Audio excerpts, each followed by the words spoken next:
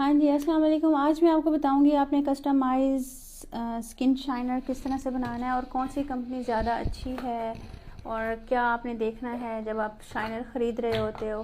क्या आपने नोट करना होता है कि कौन सा होना चाहिए, कौन सा नहीं होना चाहिए और ये किस लिए इस्तेमाल होते हैं, क्या टाइप्स होती हैं इनकी। ये देख लें, ये बी क्यूट का शाइनर है। ये देखें, इसके बहुत सारे कलर्स आते हैं। ठीक है, ये मैंने इनका डल गोल्ड सा लिया हुआ है। ये देखें, मैं आपको लगा के दिखाती हूँ, आपको डिफरेंस पता चलेगा। ये देखिए, ये चंकी चंकी सा है। ठीक है, अब बात ये है कि हमने चंकी यूज़ नहीं करना, ना ही पाउडर में, ना ही हमने जो मिनरल बेस बनाएंगे उसमें, और ना ही जब हम लोग फेस पे लगाते हैं उसमें। ठीक है, इस चीज़ का आपने ख्याल करना है। इसको लगाने का ये तरीका है कि जब आप लोग इसको ब्रश पे लेते हो ना, तो आप उसको झाड़ लेते हो इस तरह से करके। जब झाड़ते हो फिर लगाते हो, फिर इसके चंक नीचे ही रह जाते हैं और ये स्मूथ सा आ जाता है। ये शाइनर है बहुत अच्छा अगर आप इसके चंक्स हटा देते हो और इसको लगाते हो। अब ये देखें, इसमें चंक्स आ रहे हैं और इसमें चंक्स नहीं आ रहे। ये कितना ग्लो कर रहा है। ठीक है, अब ये दूसरा मैं आपको दिखा रही हूँ। ये जो है ना शाइनर्स, ये चंकी बिल्कुल भी नहीं है।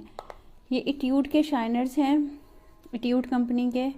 आपने अगर कस्टमाइज़ बनाने हो तो आप ये ले लीजिएगा। इसमें एक मेरे पास डल गोल्ड भी था, वो नज़र नहीं आ रहा ज़रा मुझे। ये देखें, इसको मैं आपको दिखा देती हूँ, आपने लेना है। ये देखें, ये गोल्डन सा है इसका शेड, और ये वाला इसका पिंक शेड है, बेबी पिंक। जैसे बच्चियाँ तैयार होने आती हैं तो हम उनको पिंक शेड लगाते हैं, और ये वाइट सा है। ये देखें, ठीक है, इट्यूड के रिकमेंडेड हैं, आप ले सकते हैं। बी क्यूट के भी रिकमेंडेड हैं। अगर आप इसको डस्ट ऑफ करके यूज़ करते हो तो बहुत अच्छा शाइनर है इसका। ठीक हो गया। और ये देख लें, 7 कूल का भी अच्छा है अगर आप इसको वेट करके लगा लेते हो तो। ये देखो, ये भी इतना ज़्यादा वो नहीं है, चंकी सा नहीं है, अच्छा है। ये देखें, अगर आप इसको ब्रश को वेट करके लगाओगे तो ज़्यादा अच्छा लगता है, ज़्यादा देर स्टे करता है। ये देखें, ये देखें आप। ठीक है, ये हो गया।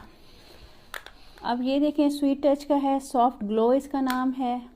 ये मैं अक्सर अपनी ब्राइड्स पर, अपने मेकअप में आप लोगों को दिखाती हूँ। इसके अंदर चंक बिल्कुल भी नहीं है, और ये देखें कितना स्मूथली लगता है, और इसका कलर जो है बहुत ज़बरदस्त है, स्किन के साथ मैच हो जाता है, पता ही नहीं चलता कि आपने शाइनर लगाया हुआ। जब हम बेस को सेट करते हैं तो उस वक्त मैं स्पेशली इसको लगाती हूँ।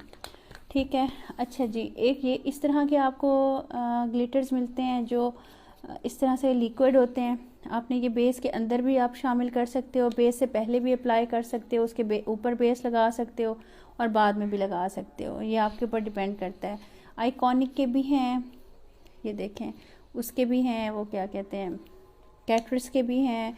अब तो हर ब्रांड के आ गए हैं, रिवाज के भी हैं, ग्लैमरस के भी हैं। और ये देखें कितने अच्छे होते हैं। अब ये आपके ऊपर होता है कि आपने कौन सा यूज़ करना है, आपका पर्पस क्या है देखें यूज़ करने का। ये देखें, ये लिक्विड हाइलाइटर है। अब मैं आप इसका बताने का मकसद ये है इन सब चीज़ों का। अब मैं आपको इंडिविजुअली इन सब की मैंने प्रॉपर्टीज़ बता दी हैं। अब आपको कस्टमाइज हाइलाइटर बनाना बताती हूँ। ठीक है, ये देखें, आपने थोड़ा सा इसके अंदर लेना है वाइट, थोड़ा सा इसके अंदर आपने लेना है, ज़्यादा नहीं, पिंक। ठीक है, थोड़ा सा इसके अंदर लेना है येलो। ठीक हो गया। अब ये वाला कलर है डल गोल्ड का। डल गोल्ड आपने हर शाइनर में डालना है जो भी आप बेस बना रहे हो, इससे आपकी बेस बहुत स्मूथ हो जाती है।